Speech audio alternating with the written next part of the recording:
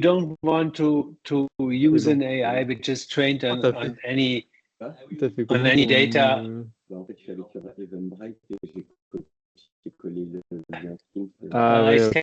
Can you please mute yourself? Thank you, because everybody's hearing what you're talking, so be careful.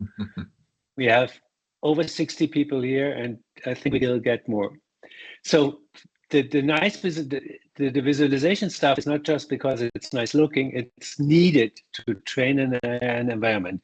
But there's some other advantages which are delivered on this. So you can streamline communication, you can chime in your digital twin with people from all over the world. You can discuss what you're doing there and what's needed.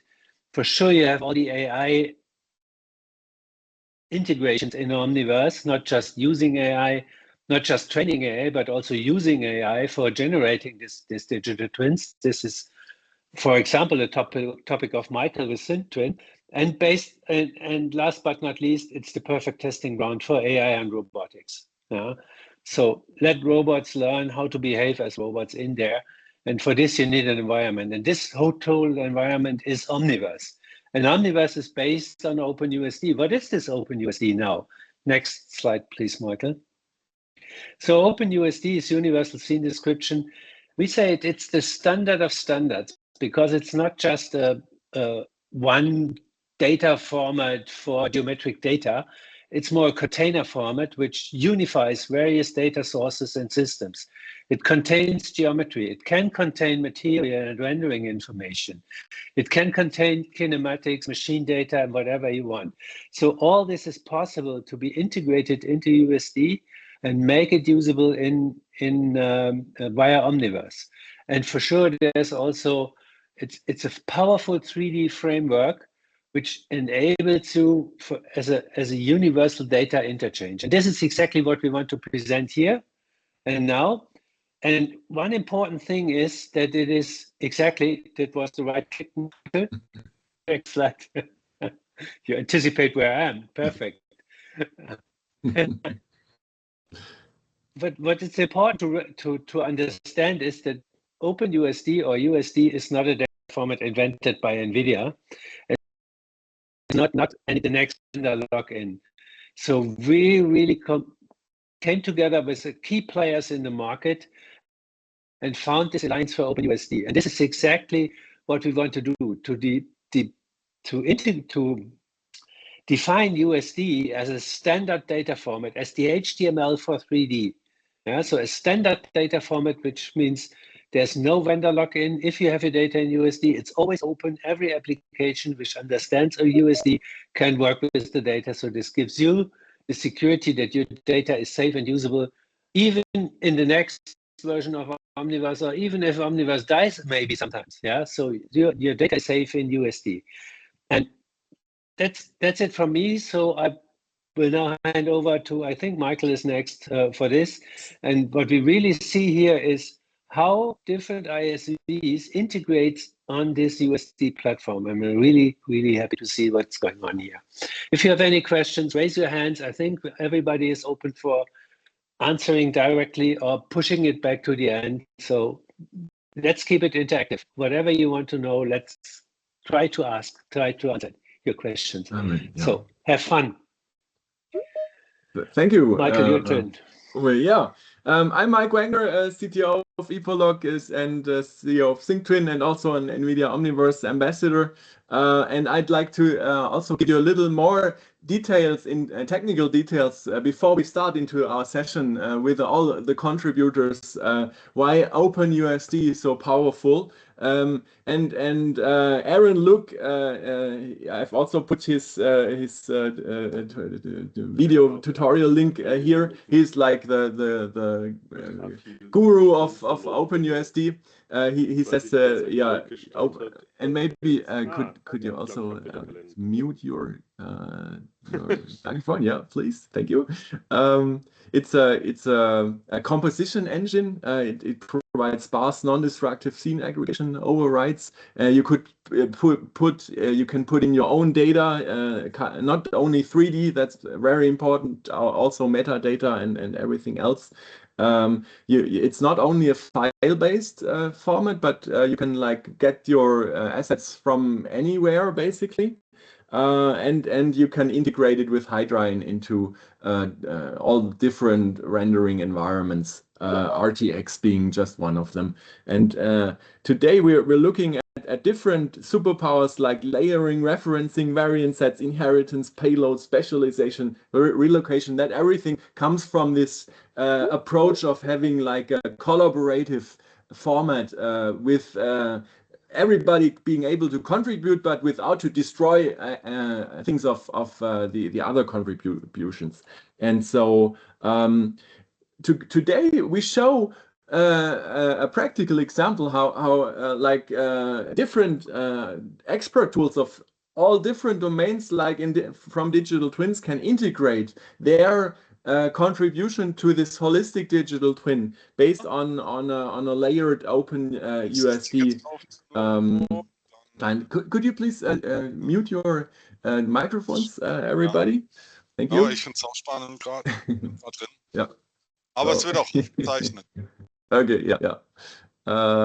So as you see, all the different participants have provided some of their expertise in USD, and we've used referencing and payloads first as a superpower. You see, we have integrated everything like in a virtual factory environment, and so.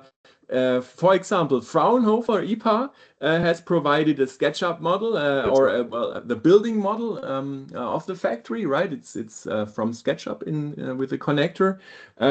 Then we have SyncTwin, my company. We did like the early zone layout from Visio with a connector. You see these areas, right? So Rico provided a segmented and processed point cloud data, and also added some animation for that. We will see that in a minute. EMK has provided an assembly line with workplace ergonomics from their EMA work designer, and you see here it's in USD Composer, so an Omniverse kit-based app, and here everybody has referenced their contribution, and we can like add and unload it with using the payload mechanism of OpenUSD. So that's really nice. You can quickly like just load what you want to see basically. We have Epolog, my other company, we're providing material provisioning and production logistics from Epolog with their Omniverse connector. We've got the BundleBot guys providing a robot station directly tied into Isaac Sim. In this case, also an Omniverse kit app. We've got ISG and EP Institute showing an integrated virtual commissioning demo, also integrated like IoT, like OPC UA. That's one of the most comprehensive use cases. And Ideal Works integrating their robotic fleet management. That's comes from any fleet. And so you see already we have the factory full of different participants, right? Everybody contributing in OpenUSD their expertise, and also we have I just said it in this EP ISG demo. We also use layering and variant sets. That's a different superpower of OpenUSD. So you can integrate basically different layers with different areas. Here you see a very quite complicated example into one global namespace. So we have our namespace here, right, which is our scene, but we have all different layers. For example, EMA providing the worker animation. We use that and integrate that with Action Graph to make it accessible by OPC UA, and everything is basically integrated. A little comparable with Photoshop layers, but much more powerful. to provide this combined asset, which is basically 3 companies integrating into one asset. And this is also integrated back into our whole environment. So that's really cool, I'd say. Also, we have not only, as I said, 3D data, but also metadata and the possibility to work with inheritance.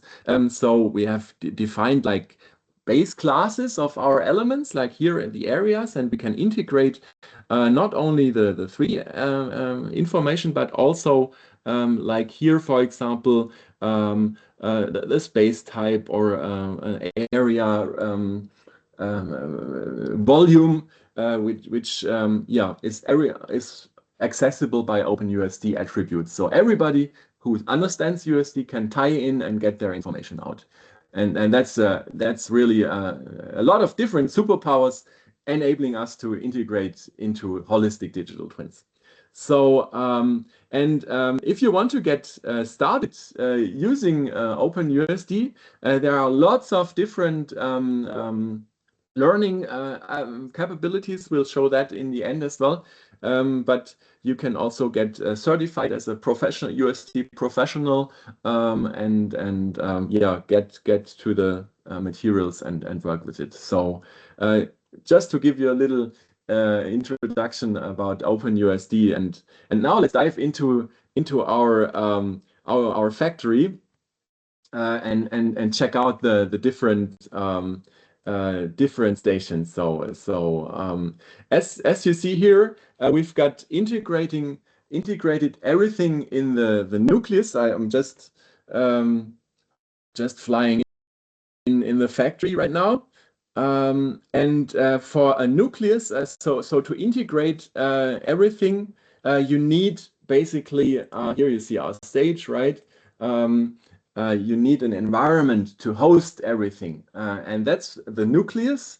You can put everything into as a cloud space or a personal nucleus.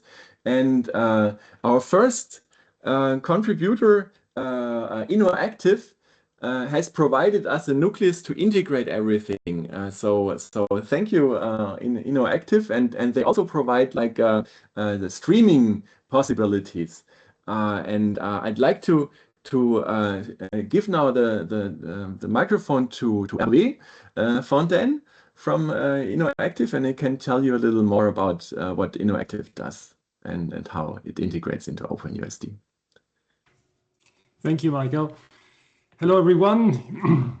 The good news is that when you're ready to get out of your POC, to get out of development stage and really get the real user of your company using what you've developed, there are people like us who've already worked on it so that you could have an easy scaling platform. So think about it, when moving from POC to pilot, we can probably support. The OpenUSD and Omniverse framework altogether enable a lot of new use cases that are really very sophisticated, and they're very tempting. They take a lot of time to build, and often I would say innovation team don't necessarily talk to the IT team to say how I'm going to scale. After that, when that comes, talk to us. Michael, if you can move to the next slide, please. Yeah, so at the core, InnoActive is a platform to scale heavy 3D real-time workloads.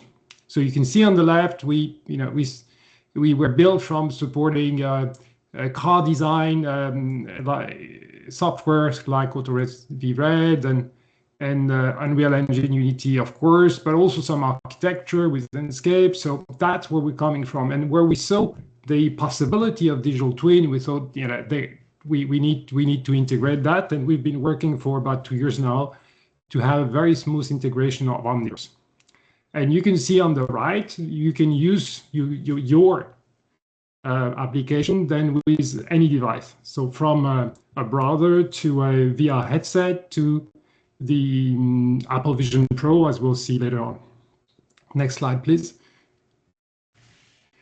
So in short, what we've built is an experience so that from the end user perspective, it should be in the end as simple as clicking on a Teams link. So you still have to switch on a device that you want to use, but that's the way it should be. You get an invitation, you have a link in it, and then if your user, let's say you're doing factory planning, and everybody needs to every 2 weeks jump into a collaborative session to review the layout change, and so you should be able to switch on your headset and then click on the link and join and do your work. And after an hour, you should just stop. You move on to the next thing. So that's what we've built. So think about it. When the time comes, you need to scale, then that's ready. And of course, there is a lot of complexity on IT to do that, but that's what SaaS is made for. So we've basically brought all those IT complexity in our backend. And that's also a one-stop shopping for the IT, basically. Next, please, Michael. Yeah. So here are the key pillars that the platform can deliver.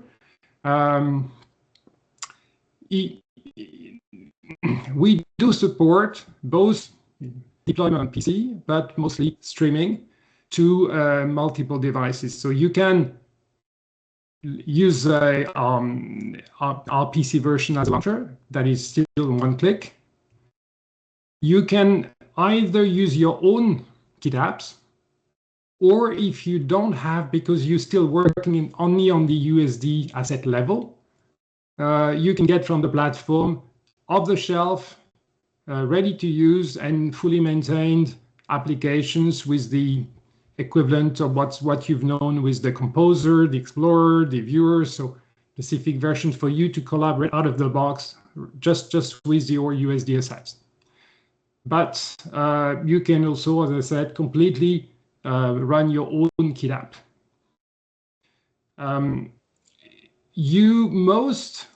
Most customers that we see that built their own simulation with Omniverse have their own Nucleus server. And of course, even if we use SaaS for you to scale, we integrate SSO-based authentication with your Nucleus server. But if you don't have, you can also get from us a Nucleus as a service. Then the same platform streams to everything. So let's say you have a collaboration session with, people have different devices. People, generally speaking, want to use the device they have. Some have a VR headset that is 2 years old. Some will have Apple Vision Pro as an exception today. Many people will just want to start to do what they can use, what they can do with their flat screen on a web browser. So there's simply nothing to plan. You just click and it will work with the device that you have. Then something which we see is very important. When you move from POC to pilot, you're in a phase which is you're still growing, you're still iterating. So you don't have the same number of users regularly. You have two or three people really who are using, developing regularly, and then you have a lot of spikes. Suddenly you need 15 people every 2 weeks to validate it. You need this sort of thing. So we've built in the platform also the possibility that the Omniverse Enterprise license is included. So you don't need to think about it. You just it's included in the streaming price. So you have full flexibility to ramp up and down. So this is the concept of really trying to provide a simple scaling platform where with just a subscription and you get everything. You can focus on your pilot, on your use case, until you can really think about where you want to internalize, deploy on own infrastructure. But you get everything as a subscription. Michael, next, please. So just an example, This is a screenshot from inside the Apple Vision Pro, for example. So where that just give you and you, as you can expect, when you combine, Omniverse with the powerful cloud GPUs, we're using the NVIDIA Cloud XR technology, and with the Apple Vision Pro in the end, you can get something really stunning from photorealism. So basically, with one platform, we can cover from basic needs to very, very sophisticated needs. Single, multi-user. It can be co-located. It can be with people around the world. So it's ready to go. Next, please. So just for a bit of the tech, here's the architecture. But I think most of you will relate to that easily. And I'm just putting in the link. This will be shared afterwards, right? Yes. The presentation will be shared so that you can have a deeper look into it. Yeah, please do. And then I'm just putting in the chat my email and a link on the website so that you can get more details. Please feel free to go and to contact us if you need to scale. Right. Thank you. Thank you, Hervé. Next, let's look a little inside our factory, and as you see, it works quite well out of the box. I've actually hidden the block layout, but that's basically the first we have to integrate when we don't have anything, right? So how did we get to that? We used SyncTwin for that. Actually, this was a Visio layout. So SyncTwin basically tries to help the small and medium-sized enterprises to create OpenUSD components and digital twin components from those document-based workflows, and we try to integrate this into a digital twin pipeline, all with OpenUSD, these different sources, and get the data basically flowing.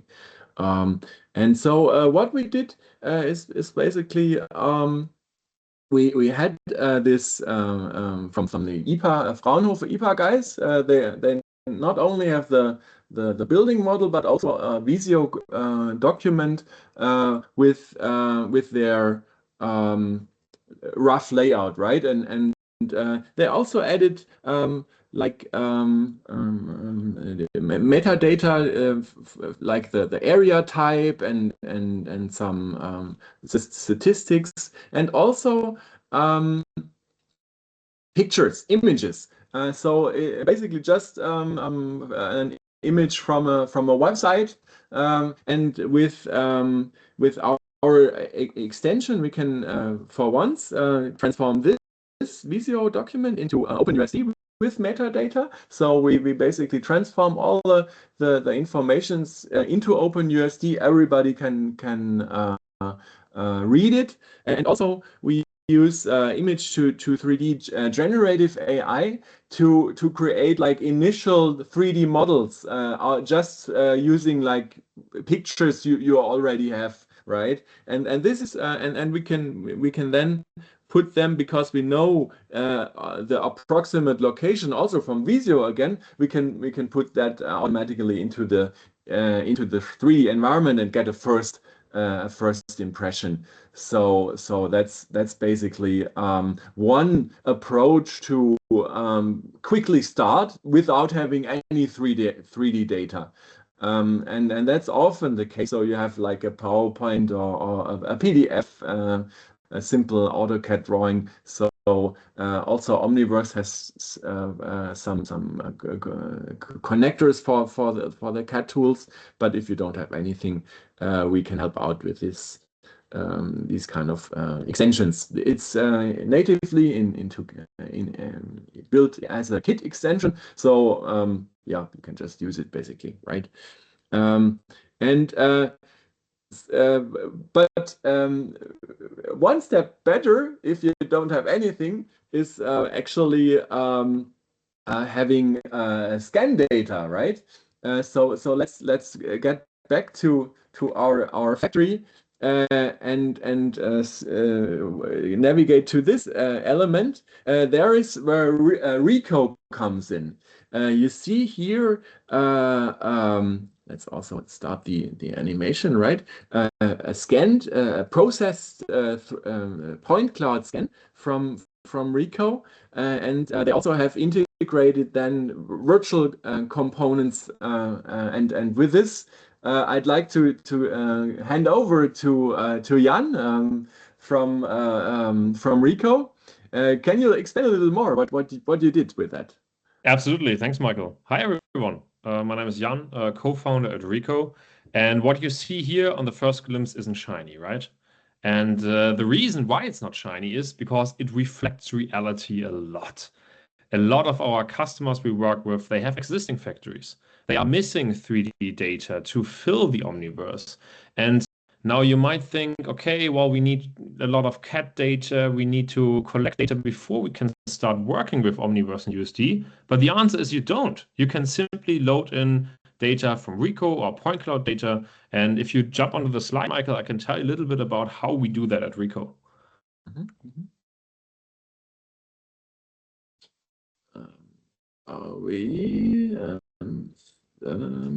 Which is the right one? Yeah, there we go. So we are a company, we only came from RWTH Aachen University, and for the last 5 years, we've been driving manufacturing. And as a startup, before we talk a little bit of the solution, I would like to talk about the problem, because that is what we want to solve. And what we found out at Rico is there's a lot of existing factories. If you change something, it is usually in a what we call in Germany brownfield environment. So in an existing factory where you have equipment from the 70s, infrastructure from the 70s, old logistics, and you want to ramp up something new. And our customers are roughly 60% of the automotive industry, and they really focus on items like going from combustion engine cars to electric vehicles, shifting production lines, so from Europe to other places, or now with the tariffs between Mexico and the US, and also, of course, improving overall cost and equipment efficiency. And for all that, you need data. You need to decide, okay, can I fit this third car into my existing factory somewhere in Mexico? And the reason is usually they don't have this data. So what they do is they rely on laser scanning. This is nothing new, right? We don't do this. We usually work with partners or in-house teams there, but they deliver us a 3D laser capturing scan. So a complete measurement of the entire factory asset. And then what Rico does is we run AI over that, and then we can identify all these objects. So robots, cages, logistics equipment, pillars, pipes. And this really separates the chaotic point cloud into small objects people can work with. We mesh these objects, we create levels of detail, we export them in different formats. And USD is the format for it because it really fits well into Omniverse because also of its metadata capability. Usually you can plan with this data. And if I would have brought a very shiny data set now, everybody would be, oh, wow, this is how everything looks like. But no, you can even work with the data that we provide in the example. If you need more information, we usually can replace these objects with CAD via matching your library. We can connect it to your SIP equipment number, so you have the metadata with it in the Omniverse as well. We even work creating synthetic factories then. So use this data to train other things like AI on the chapeau for layout engineering. What is great about what we do, in my opinion, is that you can directly start. So the scene that you just saw, that's roughly 30 minutes of our AI running through it. And this means you could be in the Omniverse within 45 minutes with your existing factory, just starting to work on their use case. Because we all have to remember, it's not only about the data, it's about what return of invest do we do with the data and what planning do we do with the data. Exactly. Over the last 5 years, we've been working with automotives, especially in vehicle ramp up on their side. And we are very lucky to count some of them as our investors as well. So this is really going in the direction where having 40,000 square meters of data in the Omniverse is simply a question of what NVIDIA hardware did you put behind, and are you ready to go work with the Omniverse? And this is what I love about USD, because this data can also be used in Siemens, in MicroStation, in tools from Dassault. So NVIDIA really brings everybody together, which I love about this platform. If you have any questions, we can talk about that, but I'm looking forward to looking to the other use cases now, and I give it back to Michael. Thanks. Awesome, Jan. Thank you so much. And as you see here, I can basically select this this element, Exactly. right? So maybe like that, and move it or whatever. So these are not just like point clouds, but segmented. That's the big thing, right? Yeah. So, and if you want it with a very shiny surface, we can also match the panoramic images around it like a wrapper. The reason why we work with the original data is because you can trust it. You can trust this data looks like this. And alternatively, if you use, for example, image to 3D or 3D cut objects, there is always some hallucination, there's always some off. And what we at Rico say together with our customers, trusting the data is more important than having the data look nice. And this is what's driving it. Again, replacing it with CAF, there's countless other reasons. If you need metadata, we cannot tell you the energy consumption of a robot, right? This is within the engine. We need the CAD data for that. But let's start, as a startup, we say let's start easy and let's start. That's what it's all about. Robert has a question. Hey, Michael. Hey, Jan, how are you doing? Hey, Robert, Great presentation so far. Just a quick question. I mean, imagine if I want to swap out certain parts with the original cuts, like you did with this conveyor belt. Can you do that programmatically? And is this then becomes this like an Omniverse task then? It is part of the Omniverse, what we are working on, absolutely. But we need a library from your assets, or we need a partner you work with that had this library, and then it's a basic match algorithm, right? So it's you'd still need a human in the loop. That is, I think, the answer here, because parametric objects, for example, this conveyor belt would be very difficult to replace. And also, do you want to trust the data that comes out of it? If you automatically replace 50 objects, do you really want to make $1 million decision based on cut data? You do not know whether it reflects reality. So we do have a human in the loop where you can then check how was your replacement done. And happy to show you a sneak peek of that. I can send you my link. So you're making, so basically you're making suggestions that this kind of meshed part could be this or that, like real time. Exactly. So we give you back a probability. A probability, this nice asset could be from your library, could be this object, and then we make a suggestion how to replace it, and then you can edit it by yourself if you think it's wrong. But the overall answer is, what do you do with that robot, right? That is what I want to drive forward, because just a beautiful scene is not going to fix your factory. Yeah, great mission. Thanks, Jan. Thanks, as always. Appreciate it. And for everyone else's question, I'll drop my calendar here. Yeah. Thank you, Michael. Thank you. Yeah, thank you for the question, and keep it coming. Yeah. So if now we have basically our first 3D elements, and we can actually begin to plan like our assembly, right? We have a product we want to assemble, and there is where IMK and IMA Work Designer comes in. You see, we've integrated like there also human simulation and ergonomics studies. So yeah, I'd like to hand over to Lars and Jörg from IMK. What do we see here, and what maybe give us a little insight on your solution. Yeah, hello everyone. I hope you can hear me. Maybe short feedback. Yeah. Loud and clear. Okay. Yeah. Thanks, Lars. Thank you, Michael, for putting all of this together. It's really great to assemble in that great group of innovative minds, I think. So yeah, of course, this is our part. What we are focusing on is bringing the human element into the factories. And yeah, as you all know, I think in the NVIDIA Omniverse and in the whole metaverse that we see, there's not so many people focusing on this element. I think many things are about robotics and connecting all the data of all machines and equipment and so on. But we believe that the human factor is still a very important factor and can be the bottleneck in a factory for at least the next 20 years still. So that's why I think it's important to also look at the manual processes in the factory, and of course do several analysis. You can see one example here of a typical assembly line in automotive, general assembly.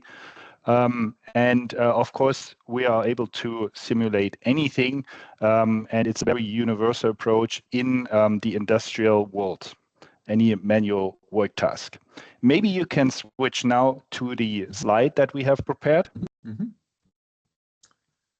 Just to find it. There we go. Right? There we go. Yeah, I think we all have we have everything that is important on this slide, and we have a short video afterwards.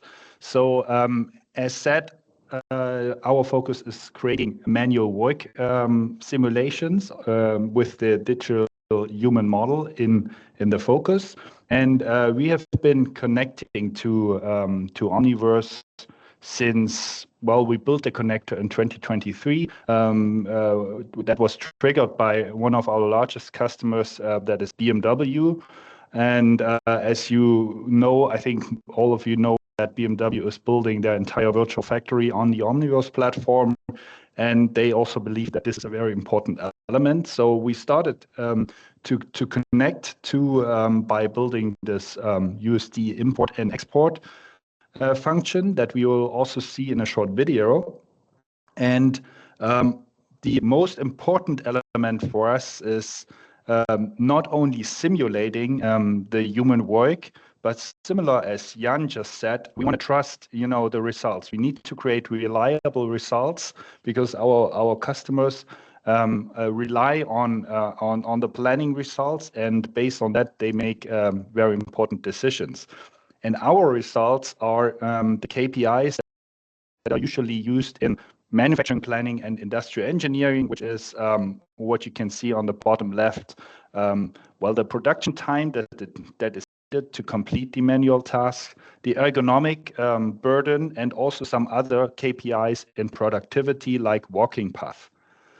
And we see a big value also in, of course, using the USD file format to exchange and to integrate our simulations into other tools. And I think we are working with some of you already very closely, also with Jan and Rico, to, of course, as you can imagine, based on the scans and the segmentation that they are doing, we can add the manual work activity and complete the whole process simulation very quickly. So maybe in the next slide, we can see the video, take a look at how it looks like in the in our EMA simulation tool. So, and this is also related to what you just saw in the Omniverse factory. So it's the same example. Maybe Jörg, you can jump in and explain a little bit. I jump in. Hello, my name is Jörg. I am product manager at IMK, and here I prepared a little time lapse for you. It's about 5 minutes how we get to this scenario. Typically in EMA, we start with an empty floor or with some imported data from other systems, some basic process routes, and then we build up workplaces here, a conveyor belt for cars, or we import some cloud data or import a 2-day layout floor or whatever, and then here we rearrange our human models at the 5 stations and build up some basic ideas for logistics. First suggestion, and then look how it works. We are also able to import such things from other systems. And the next step here is also some tools and other equipment we need then for the process simulation. And then we have to move the conveyor because here it's an assembly line. Here it's very simple movement in one direction. And then we also have an idea about the cycle time. Here it's about 45 seconds. And when we copy the movement to all cars, we have a first step in our simulation. And then the important part of the simulation modeling process comes modeling our human task, which is very unique. We have here parametric tasks. The tasks and the processes are linked to objects. We build it up for the first time, and later when we change the process, move objects or change parameters, everything is updated automatically. Here it is for 7 workers. Many processes are pick and place, some screwing processes, and it's speeded up because it takes some time. And here we are ready, and the first result looks like this. We are able to do the tasks, but one worker has a problem. We see it here already in the Gantt chart.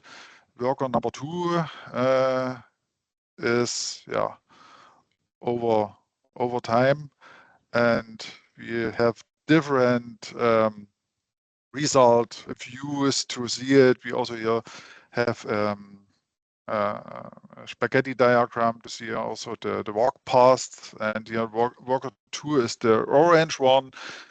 We also see here the MTM analysis, which is a time analysis with predefined time values, also an EHWS analysis for the ergonomic load or the ergonomic assessment. We don't have a problem here, but often we can go in detail here and look after several loads. But our problem here is is worker number 2. One typical thing is retiming of tasks. Here, for example, we rearrange processes. We give the workload to the other 2 workers here, and maybe you saw it. Also, the logistics, the rack moves from one cycle to another, from one station to another when we rearrange the work. Then simply resimulate it, and we see in this example it works. And to Omniverse, it's just one click in our software. We implemented a connector a few years ago, and we are able to upload and download the scenario to a Nucleus server within seconds. And this is what we have done here. That's awesome. Maybe as an addition, there's also a live connector that enables us to run EMA Work Designer and the Omniverse instance basically simultaneously. So you can move, for instance, objects and racks, but for recalculation of results and also simulation and animation, you have to go back to EMA to update the scenario again. So there were several questions. Maybe we can have some time to take that, Michael, I think. Sure. Jan was first, and then Robert. Yeah, can you hear me? Yes. So this is such a great example that you just showed, where you have the specialized tool, in this case ergonomic, and in other cases that we will see, where you have the expertise from this particular tool, and now you can integrate it into the Omniverse and breaking up the silos and bring people together, and they can evaluate everything in the context of all the different aspects. And this is what is so great about Omniverse, and where it really shines connecting these things. This is something that a lot of people don't understand in the beginning, because they think Omniverse is there to replace their tools. It's not, it's there to integrate all the tools. Exactly. Good And point, maybe yeah. if I can comment on that, we've been working on the software for at least 15 years now, and we have always had challenges in integrating, CAD data from different sources and so on, different file formats. So this was a big challenge and made a lot of work to solve that in the past, and now it's much easier. And of course, also integrating because our tool is used at mostly large customers, and they have several other tools. So they always ask for interfaces. How can I exchange data with your tool and so on? And if you do interfaces with each tool with all the data files and formats, then you never get ready. So it's really a lot of work, and that's why I think this is a really big chance of USD.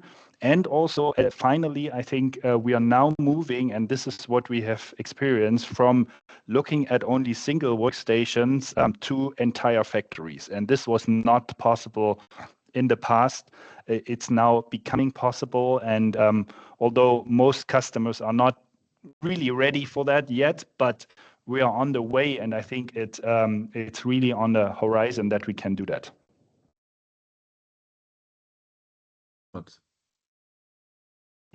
I was wondering if this connector is bidirectional, or is it just a stream of your solution into Omniverse? During a live session, it's bidirectional. So for the use case of collaborative layouting, for example, we are able to move every member in the live session can move objects, and we then have the direct update also in EMA. But to recalculate the process, the movements of the humans, it's then only one direction. Yeah, we can also only do that in EMA and then update or send another scenario back to Omniverse. Which makes sense, and in various other applications exactly the same. But because you don't want to make any application, any changes in your special area. Yeah, exactly. And I think what is very valuable for us is also to some customers have already built some parts of the factory in Omniverse, so we can import USD files and use them immediately. So in this way, in this sense, it's also bidirectional import and export USD files. Yeah. There's Chris. Welcome. Hi there. Yes.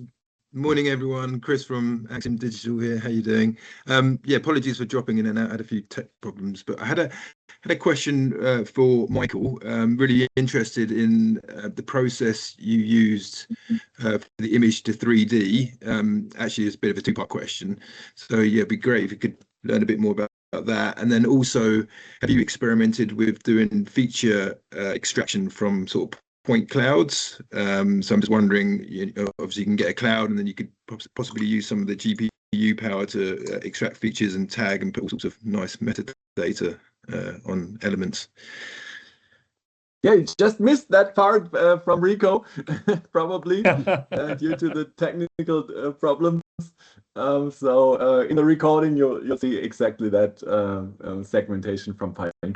Chris, connect me and I show you all the magic that we can do. Love to talk about. Yeah, perfect. Yeah, okay. Let's link up after the call. Sounds good. And from this image to 3D, there are several several APIs now and models which can perform that. I've done also a study on comparing the different models. I'll put in the link in the chat. So to give you an idea about the quality and what's possible. So the example I showed was from Prepo 3D. They're quite nice. There are also from Microsoft Trellis, from and NVIDIA NIM is also using Trellis, Meshi. So there are like Meta has also released a new model, SAM 3D, which is quite nice. So yeah, I'll look up the link and show you. Yeah, thank you. And I guess you can switch out for a different representation if you use the right payload arc. So you can go from a low poly version to a high fidelity one, or low fidelity as required. Yeah. Brilliant. It just provides you several possibilities. Like if you don't have a CAD model, how do you get something that looks like the resource you're trying to map here? Yeah, that's basically it. Yeah. Pekka, you've also got a question. Yeah. Hello, I'm Pekka Varis. I'm the world's first Omniverse ambassador, and I'm from Finland. And happy to shout out here a bit. Can I share a question? Can I share my screen as I say my question? Okay, yeah. So I share my window with that. So I'm also doing these character animations, and that's my main thing. Are you seeing now this playback of the? Okay, so I have created here for the wonderful city scene of the Manhattan made by the Scope architect company from Europe. It's this one, and they don't have characters in this, but I am using Reolution, iClone, and Character Creator 5, and they also have these beautiful crowd sim tools, and I create here about 100 of those people walking around this excellent photorealistic city, and I'm now making an official documentation tutorial for both Omniverse and Reolution about these features. So I'm combining iClone from Reolution, making the characters, and Omniverse. And I have a permission from Scope to do it. It's very expensive. This is a super high quality, many blocks of Manhattan, very top asset. And they use these in the Scope for basically car advertisements. That's why they don't have these characters yet. They have tried many times to do it with AI. And but my question was that, are you interested to talk with me about better looking characters?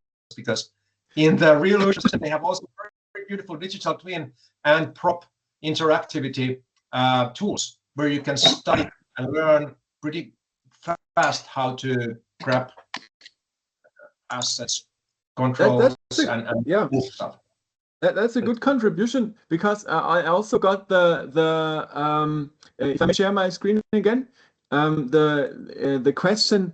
Okay, these humans maybe don't look too realistic, right? But that's not the point for this use case, right? But for your use case, you just presented it. It's very high detail, so you can get like the whole realistic view as well. So it depends on the use case. What do you want to see and what do you need? And USD enables basically to bring all these different layers or levels of realism to your environment. So that's what I like about it. Michael, I'm aware of that. Thank you. Let me say one more thing before I let you continue. So I'm already now doing this for another Norwegian digital thing company who phoned me by the Dell Max Ambassador program, because I'm also Dell Pro Max Ambassador and I'm doing marketing with them. So they found me through that. We were running, and then I'm now making these characters for their system, which is web-based. And their characters were so poor compared to what I see here. So I know it's not so important to have them realistically. Basically, I'm just opening a conversation here, say, hi, I'm Pekka, I'm doing characters. If we find some synergy, let's connect. Yeah, reach out to Pekka. Just put your contact details in the chat, and so it's available for everybody. So yeah. Thank you for the contribution. And now going back to our factory. Now that we have the assembly and product line simulated and visualized, so we want to go to the material provisioning side of things, as you see here, and in this area as well.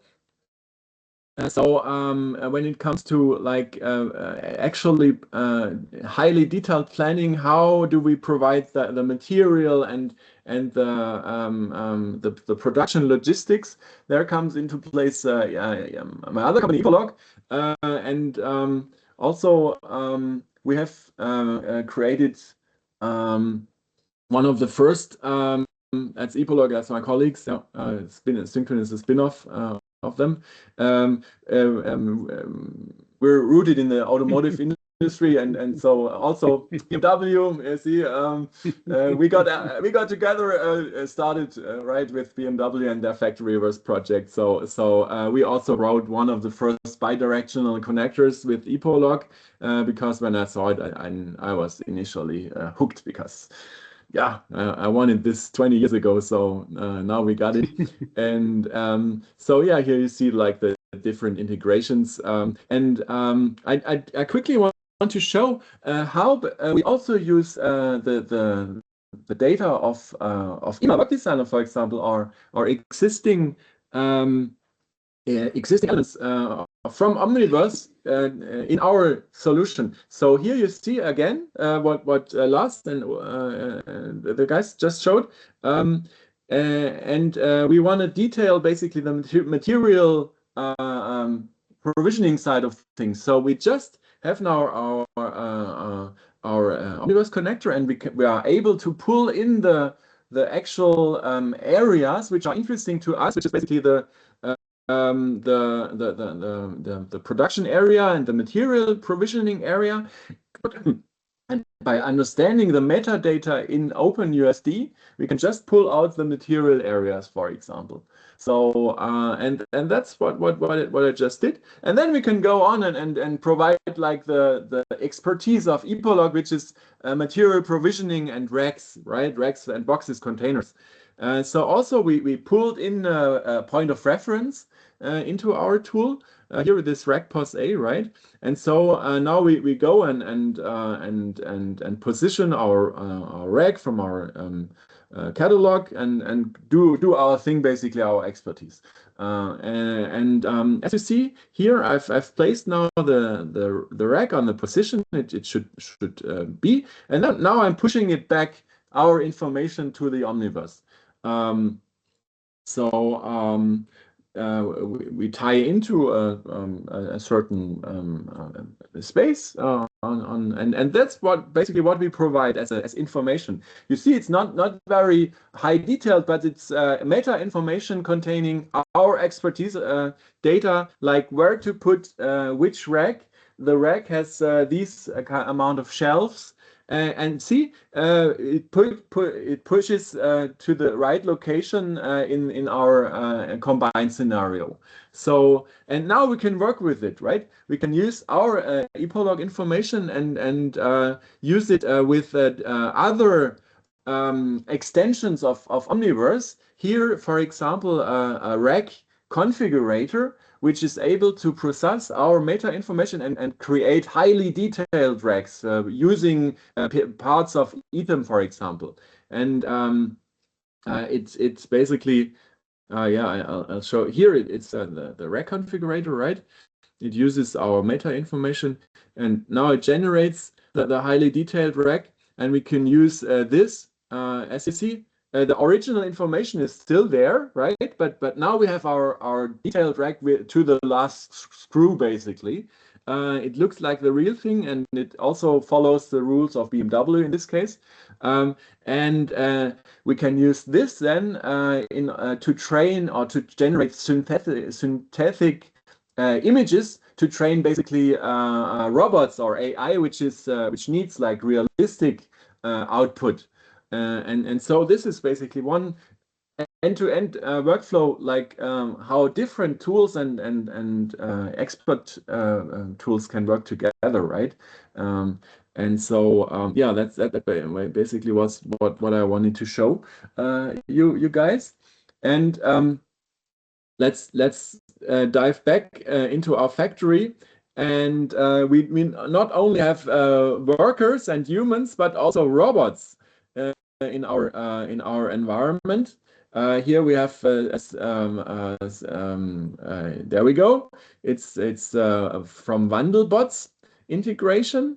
I'll just restart the simulation. It's basically we can also integrate like physical simulation, right? And physics.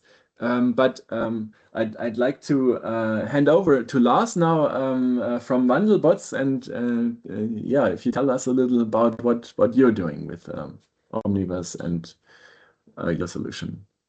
Yeah, thank you, Michael. I brought this little tiny example, but it encapsulated everything what we provide. So you can see here it's inside of the USD composer, but usually we are using Isaac Sim for the physics simulation.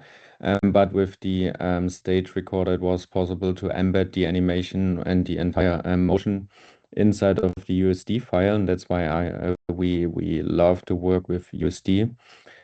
And what you can see here is a simple palletizing application, but it shows what we are actually doing. So we are providing a platform which started with articulations with 6-arm robots. And we are providing the kinematic solver, and then we are connecting this to physical or virtual robots, which allow you to simulate and then commission the robot application onto the shop floor. But with the power of Omniverse, we also connect not only single robots with an end effector, but also with entire factories and other utilities like the conveyor belt, suction gripper, pallet gripper.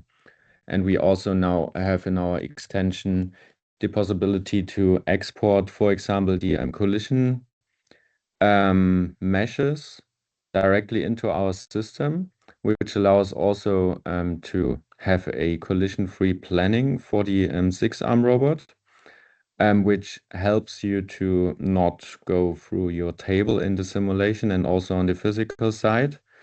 And it's also working bi-directionally. So if you change something on the physical side and update your collision world based on what's on the controller, for example, so the safety limits, it's also taken into account, and we can then also use it in the simulation as well. And we also provide in our extension now the possibility to communicate with Profinet and soon with Modbus as well. So we have now also a virtual service which, if you don't have a PLC yet as a hardware piece, you can also just ramp up a service and then set up your signals based on what you have in, for example, the TR portal defined, just import it, and then you have all your signals, and then you can also use it via the OmniGraph system of Isaac Sim inside of the Isaac Sim. But maybe let's go to the presentation, then I can show you some more. Yeah, so as mentioned, it's not only a palletizer, and here you can see what we did in USD for the Automatica back in the summer of this year.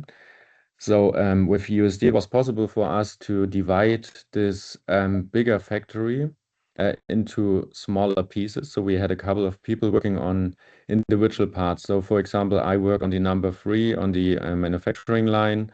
Then the other colleague was creating assets in Blender and converting it to USD, and then added it as payload or references into the scene.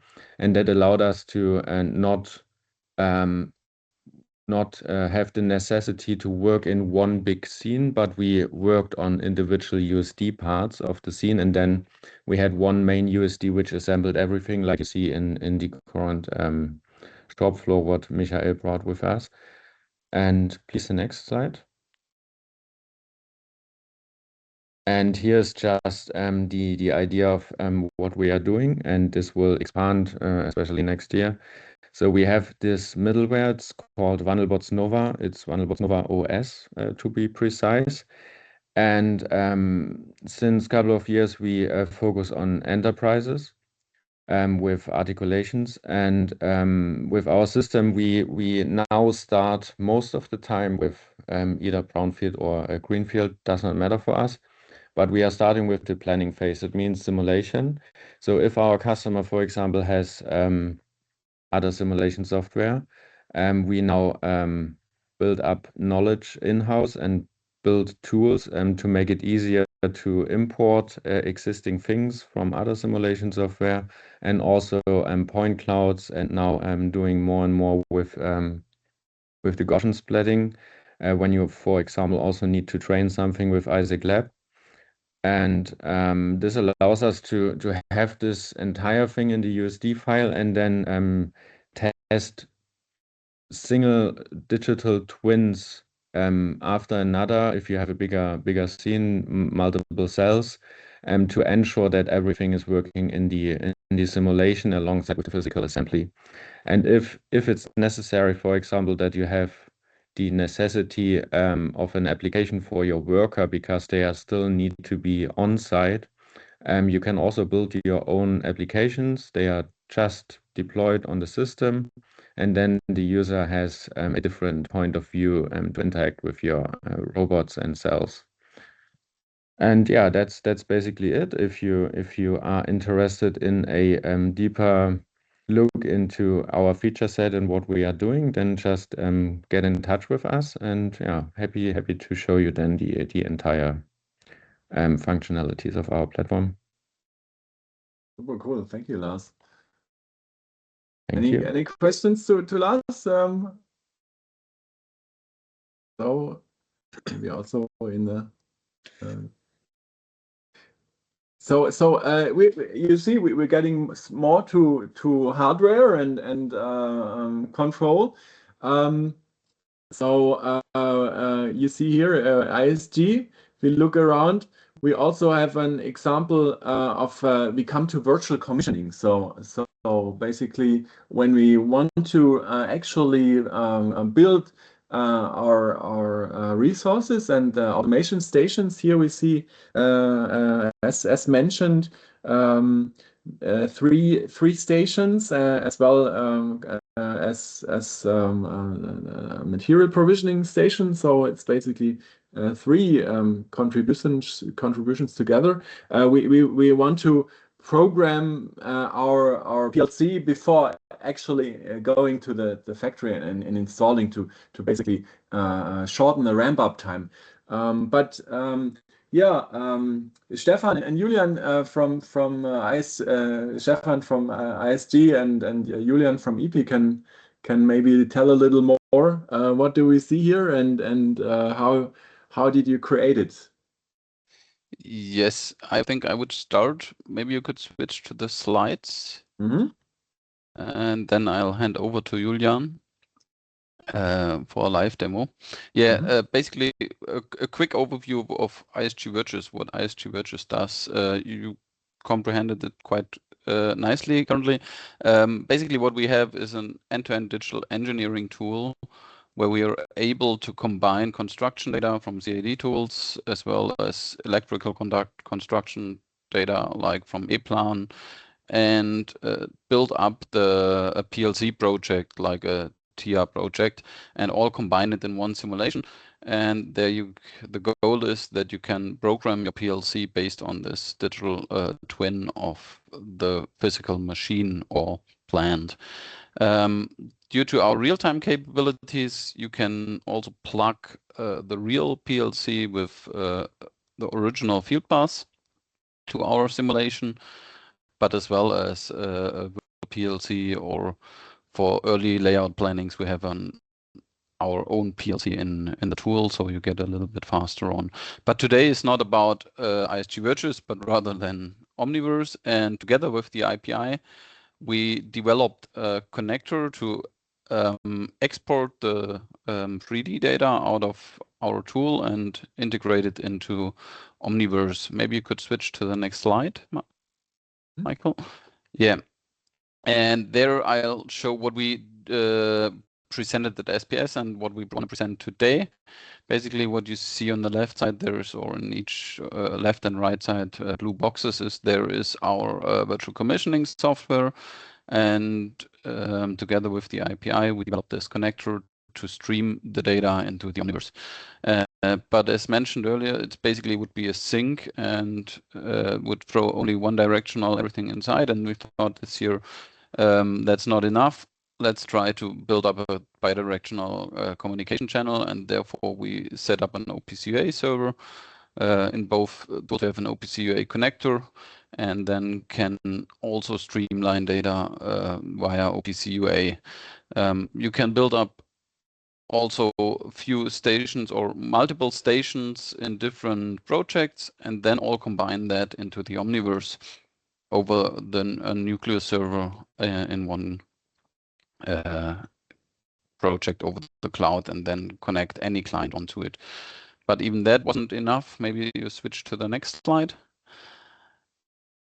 Thanks. Together with IMK and Hyperlog, we built up a multi-model simulation where these worker animations or simulations from IMK bring the material to the stations, which are simulated in ISG Virtues. And once the material is on the station, it will ISG Virtues will get to know it and can start to simulate it.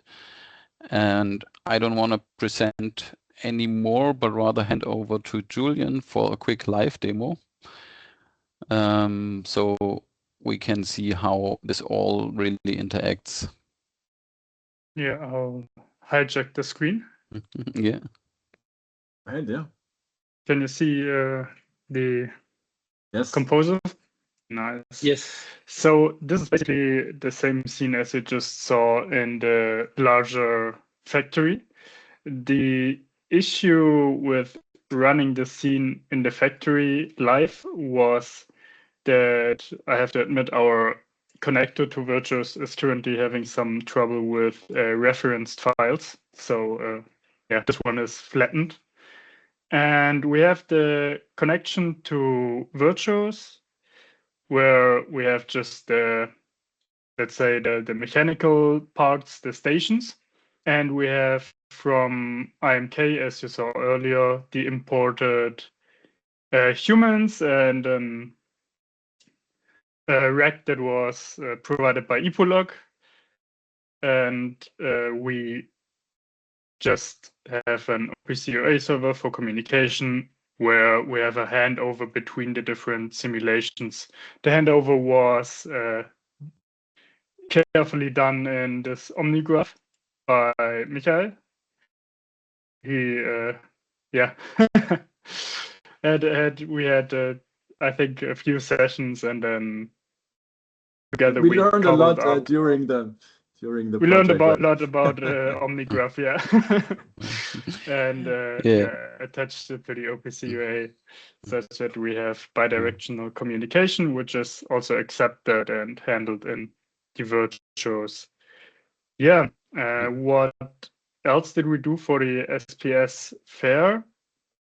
In addition, we have an app for the Apple Vision Pro, and we simply can stream the whole scene into the real world. You can see here it's at the SPS fair before the fair opened. I just made a little recording of the scene. There's some colleagues running around. And yeah, it's just very nice for the visual understanding. Is it like really the correct sizing? Is anything missing in the CAD data? It's just easier to see in 3D.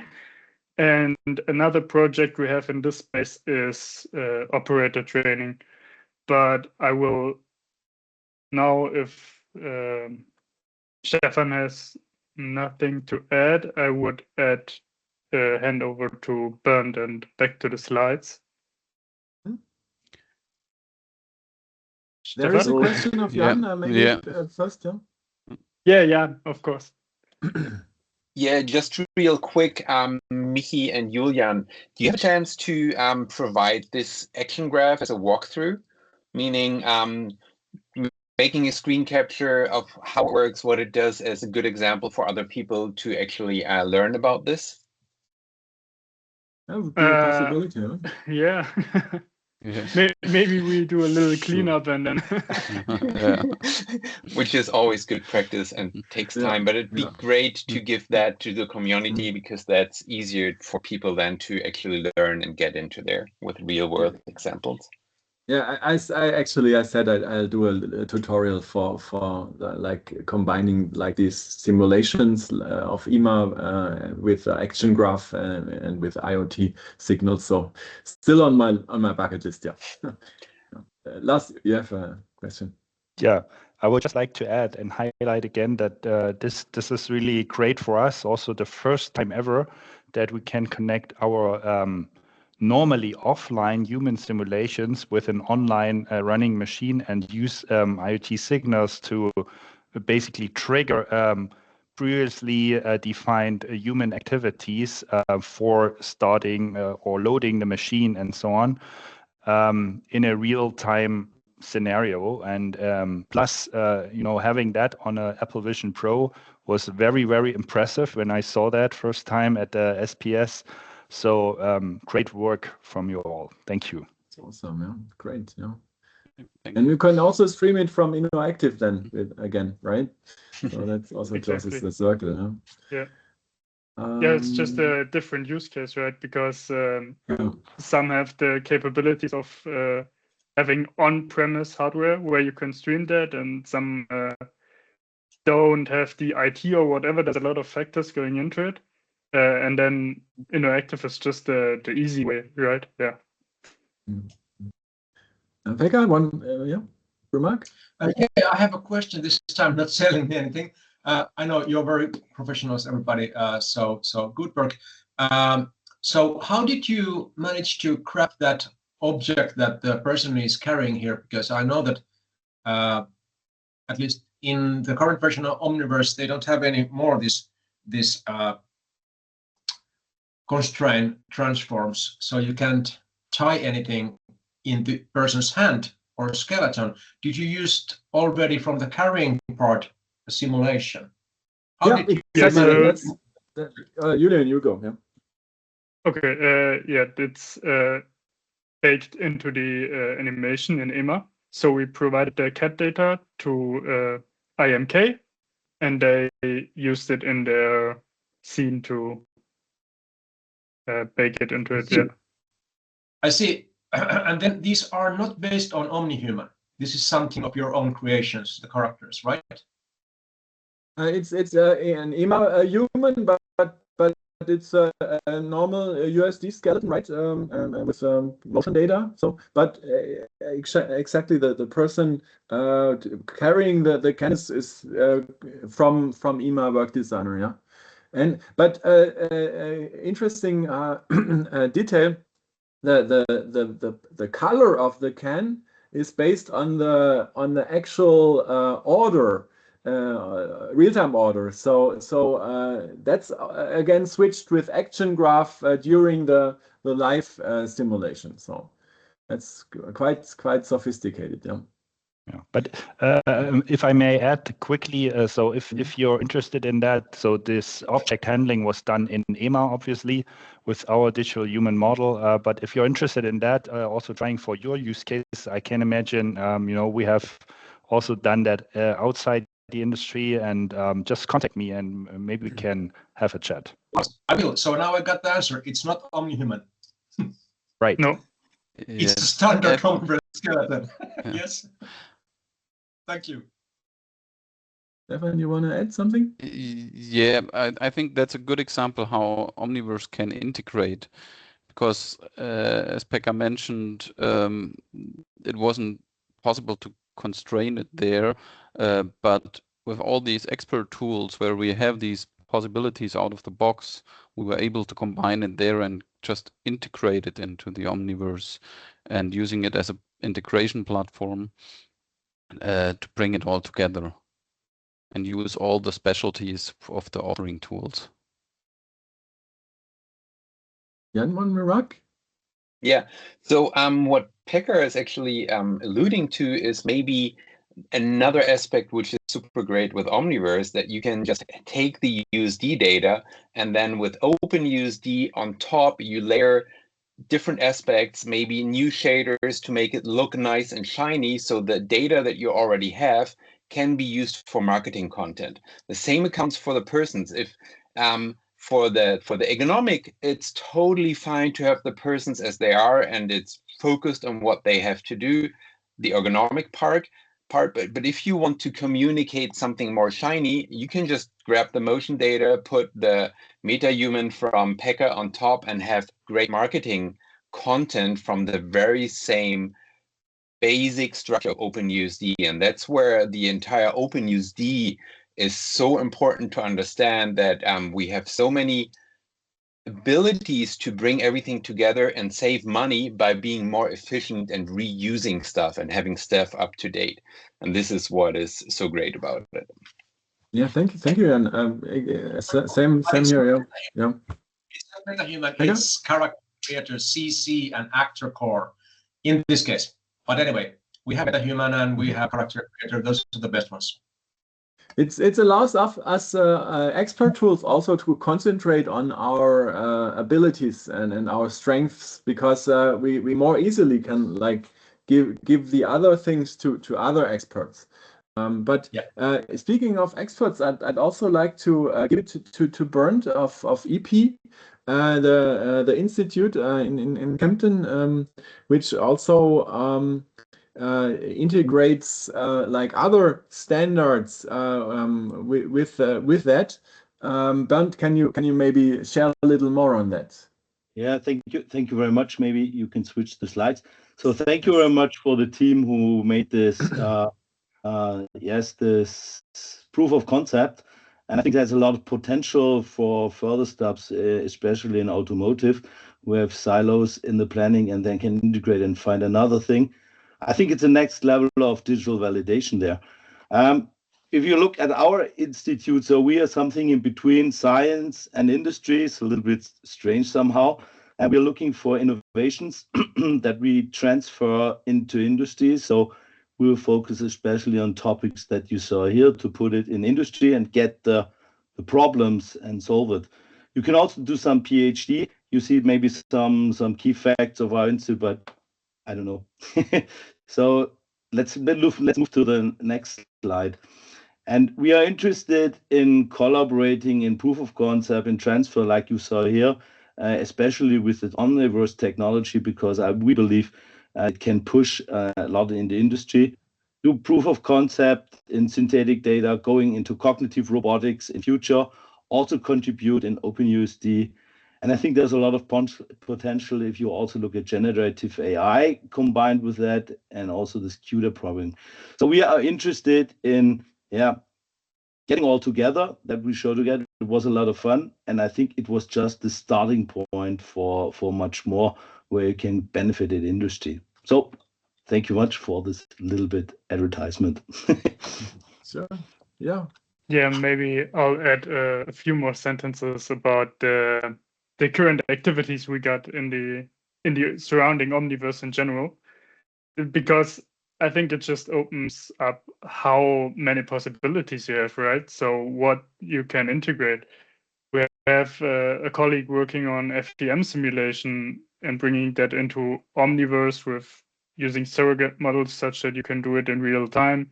We have the previously mentioned operator trainings, especially with hardware in the loop setups, where the SPS is basically done, but the whole station is not physically available yet.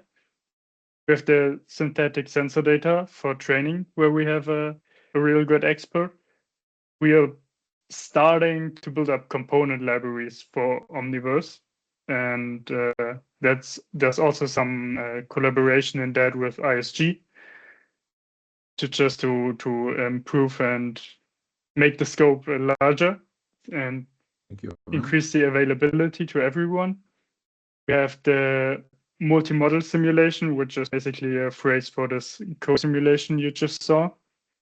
We are about to get more into the topics of AGV training and humanoids and other robotics that are somehow AI controlled. We have the topic of mesh comparison, especially in combination with brownfield scans, as you just saw from Rico. And lastly, it makes all the different simulations that you can integrate way more scalable, right? Because if your tool is handling just a lot of internal computations and simulations, and in the end, you have a few semantic facts and the visualization that is relevant in Omniverse, you can just host on different workstations or servers your instances that separate the scene or distribute it and aggregate it in Omniverse, which is, in my opinion, one of the big factors, as you said earlier, just showing the whole factory, not just single stations. Yeah, that's what EP does in this space. Thanks. Thank you. Yeah, great activities. Yeah, we have to look a little on the time. We still have good input for you. As you can see now, we have done some virtual commissioning, but still we have a lot of mobile robots driving around in the factory to actually transport the material and the product. So as we see here, input of ideal works. So let's also start the simulation. You see, we've got robots fleets controlled by any fleet and ideal works. George, I guess you'll present, right? Hello, everyone. Can you hear me? Yes. Perfect. This is a quick animation that we did in USD Composer. As you can see, it's the same use case as like Wonderbots, what they mentioned. We are doing all our simulation inside of IsaacSim. But this is, as you can see, a small demo for you to be able to see what we are doing. Maybe we can jump to the slides so I can just give a quick overview about what is Idealworks and what we are doing. And then so we will understand what, as a logistic company, why we were able to, why was the need to move into like using OpenUSD and leverage the power and yeah. So basically, as a logistic company and as Idealworks, we don't just we don't just move boxes around. We are having like a solution to orchestrate the entire workflow using our ecosystem that is built on two main pillars. If you can move to the next slide, please. So at Idealworks, you have the IW Hub, which is the yellow robot you've seen in the Omniverse scene. It's our autonomous mobile robot. It's an AMR robot. And we have on top of this AnyFleet, which is our cloud-based fleet manager. Okay, so AnyFleet is built on the VDA 1550 standard. What is this? This is like a universal language for robot. I'm gonna make it super quick, but just for you to understand the problem here. So, what this means? This means that it doesn't only control our robot, it also can control any robot from any provider that is using the same certification. With this flexibility, is super great for our clients. It creates a massive like problem for us, like dealing with such a big number of like robots and POIs and like everything that's connected to internet. We can just control and orchestrate with AnyFleet. If you can move to the next slide, please.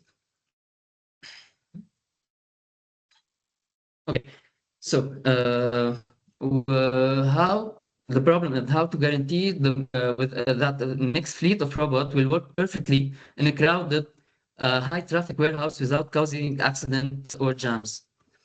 From here, we were able to. It was the need for us to be able to test the fleets, to test like the optimization of everything is happening inside of a warehouse, That's why we had to create our own simulation and our own digital twin to be able to test all of these. We cannot just go into the real world, tell the clients, oh, please stop your production lines. You need to test something or whatever. This is not going to happen. So to achieve this, we had this solution creating the digital twin using like our main tool like Blender, and with the leverage of the power of OpenUSD and NVIDIA Omniverse. We did not use OpenUSD just because it's a file format. It was just a game changer for us. Like using as everyone mentioned, using layers, using the full power of Omniverse, it was a game changer for us. So let's say, for example, we need to combine multiple sources, like architects providing the structure from SketchUp. For example, you can see the environment, it's modeled in SketchUp. Our engineers are designing robot assets in Blender, or in SolidWorks, for example, industrial asset, for example. Also, we have some artists creating materials for it to look nice. And of course, as everyone mentioned, OpenUSD is acting as this universal translator, like to combine everything together and like without cutting all different streams. Like everyone will be able to continue his work as he should, and in a non-destructive way. Okay, so what else we can mention over here? We are using the power and the leverage of OpenUSD point instancing. Like warehouses usually are huge. We need to render like thousands of assets. So using this point instancing feature from OpenUSD, we were able to create and render environments extremely efficiently. While also we are using variants to instantly toggle between different robots configuration, warehouse state. This allows us to visualize huge complex environment in real time without bringing our machine, of course, to a crowd. Okay, if we can move to the next slide, please. Okay. Or just a quick mention about the previous slide. So here you can see we have all our partnered robot and at Idealworks are all featuring together at the same warehouse.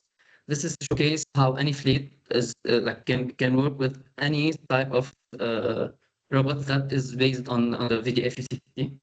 So yeah, we can work on production line, different types of robot, not only our robot, and everything is controlled and organized and optimized in any fleet. Next slide, please. Okay, that's the part of a render of a scene that we are using to test our simulation inside of Omniverse, basically. It's not about just making it look good. We're talking about also having synthetic data generation, training AI on VSLAM. Also, everything is doable from our side inside of the using of Omniverse. So we're creating a realistic, hyper-realistic texture, not just to have a beautiful image, but like using ray tracing in Omniverse, we are simulating the actual robot LiDAR sensor and cameras and how light will bounce off the specific material in real world. Like in Omniverse, we have PBR materials, realistic physics and everything. So we're emulating the actual behavior of the sensor, what it's going to capture inside of Omniverse. I'm gonna, if you can jump back to the scene really quickly. So right now you understand what Idealworks is and how we are using. Like to the 3D scene or to the 3D, yeah, 3D scene. Please. There we go. Okay. So here the animation stopped. Oh yeah, I restarted it. Yeah. No, there we go.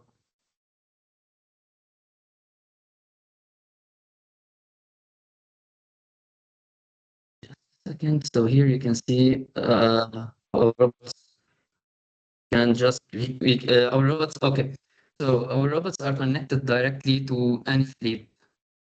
So our developers have emulated all the sensors of the robot, so they capture data from the digital twin environment. So any fleet is going to receive data from the from Omniverse, from the virtual environment. It's an exact data similar to what he's getting from the real world. So any fleet is going to think, this is an actual robot. It's getting the same data. So it's orchestrate all the robots, POIs, on what's happening in real life. So this way, we were able to test, optimize, verify everything that the robot will work using the actual brain of the robot, powered by any fleet, also be able to optimize and deploy. So when we're deploying the robots at the end in real world, it's going to be already what should be done, optimized, and this helped us a lot, knowing maybe the number of what needed, how many missions can be done in an hour, let's say. Like everything can be tested in real time, in real life, and only any fleet will be thinking that he's working with actual robots. So it's mimicking exactly what's happening in real life. Maybe I'll just give the 15 seconds so I can show you side by side how it's gonna look like and like working with any fleet and Omniverse. Sure. I'm gonna share my screen, a small video. Sure. Just 10-15 seconds, and I'll be done with that. Just a second. The connection is a little shaky, so I hope it works.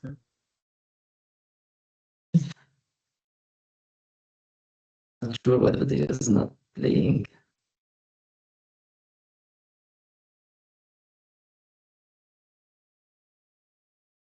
Maybe I'll try. Okay. I'll be sharing my screen. Can you see my screen? Now something's happening, yeah. Works? Yeah, see it. That's quick video showing on the left side and our fleet manager, which is any fleet, and an Omniverse scene of one of our clients on the right. So if you can see on the left, the robots are moving exactly what you are seeing on the right in 3D. So the sensors and everything emulated and on the right is sending signals to our fleet manager, which is gonna optimize the workflow and the operation of everything happening. Here you can see we have multiple robots. We have the 2 types of robots operating the warehouse, and everything is orchestrated and launched in Omniverse, powered by Benefit, basically. So that's it from my side. Thank you so much, guys. Thank you. Thanks, Yeah, Josh.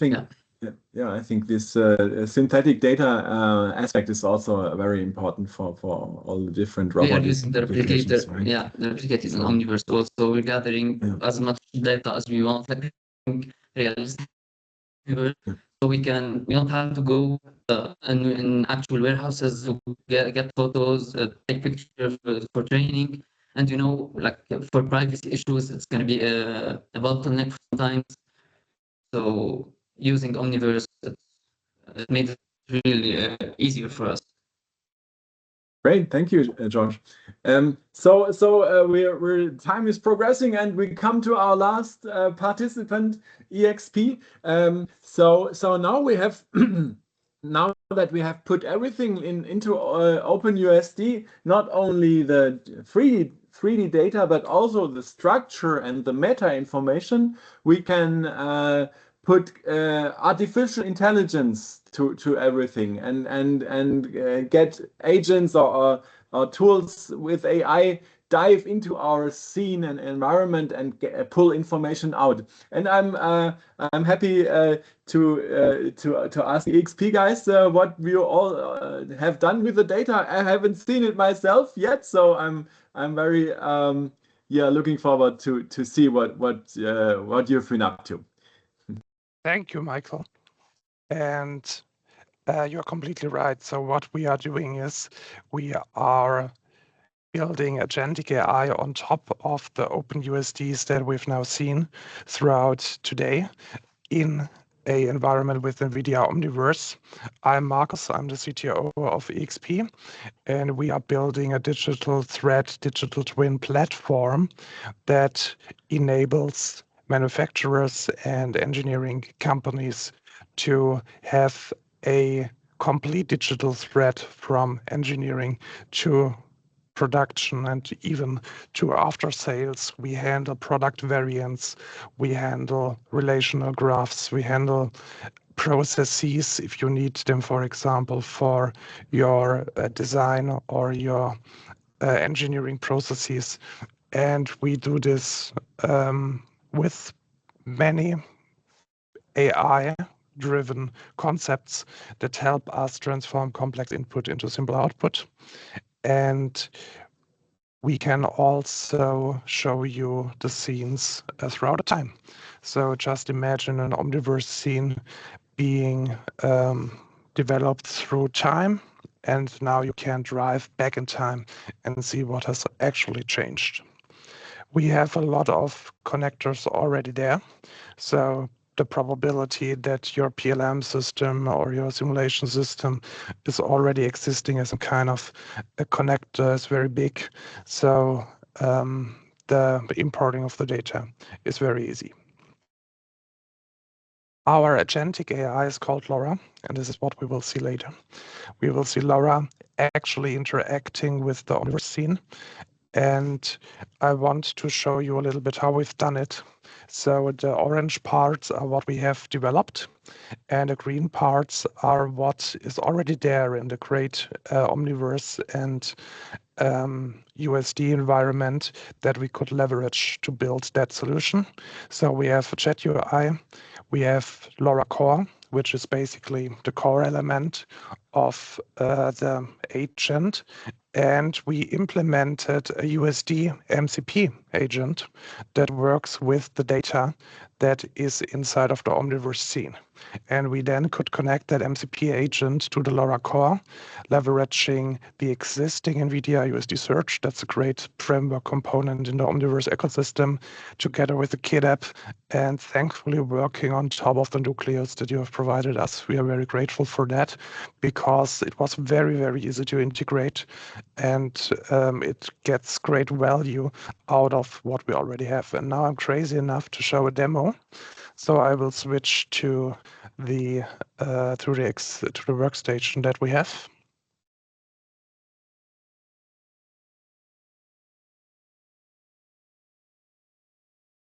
So now you should see the chat on the left side and scene. Yes, here it is. On the right side.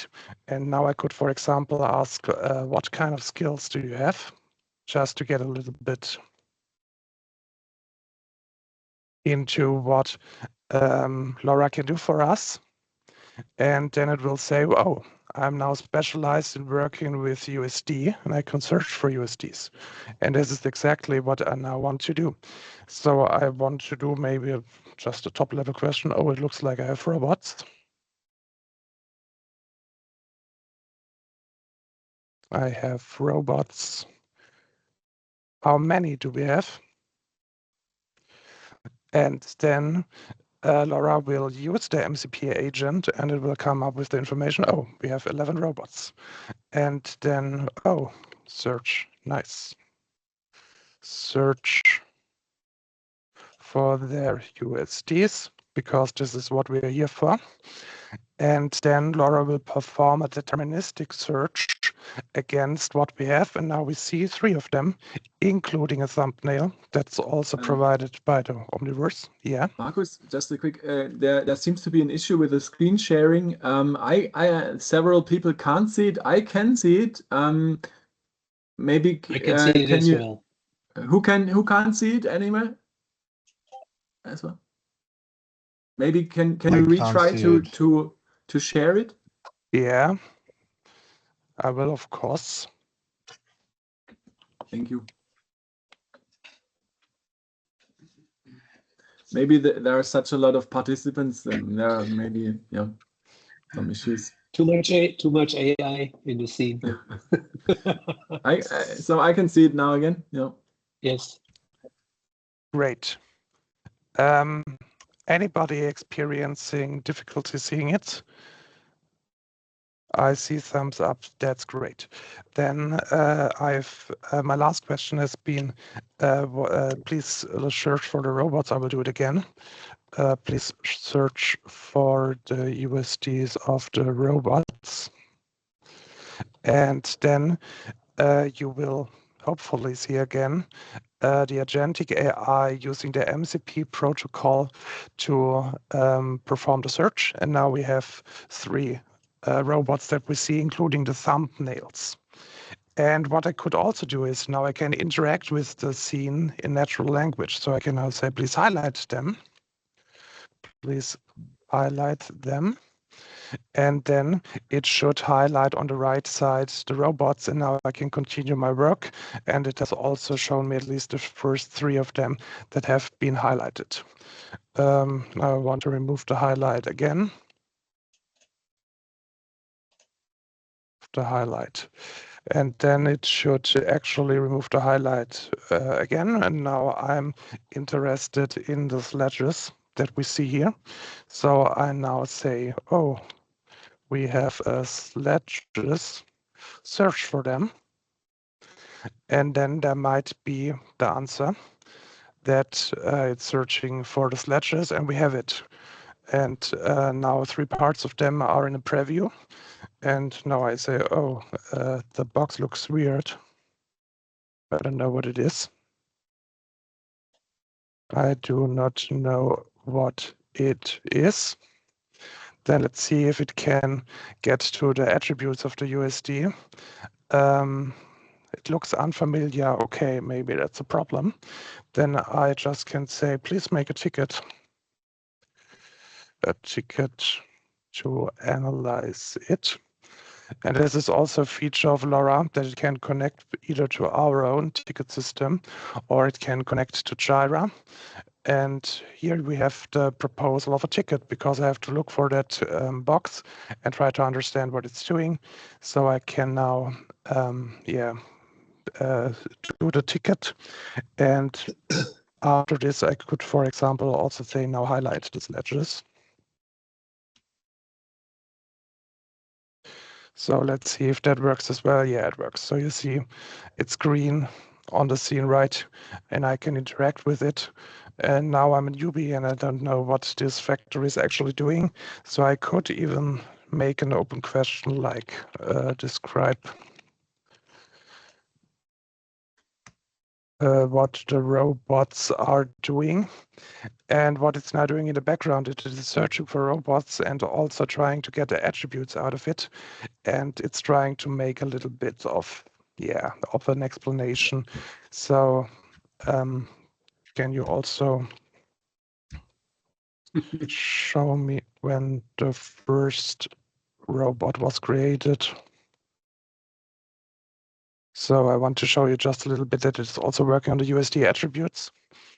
And let's see if we have it. I'm unable to retrieve the data. Okay, so that's not working at the moment, but believe me, it can actually access the attributes of the USD as well. And yeah, that's about demo. And what we wanted to prove here, and I think it's successful, as you've seen it, is that the open format of USD very much helps us making value out of what we see in the Omniverse scene. And if you have any questions regarding our products and regarding that kind of agentic setup on top of USD and integrated into Omniverse, feel free to talk to us. We are open to show you even more. So thank you, and handing back to Michael.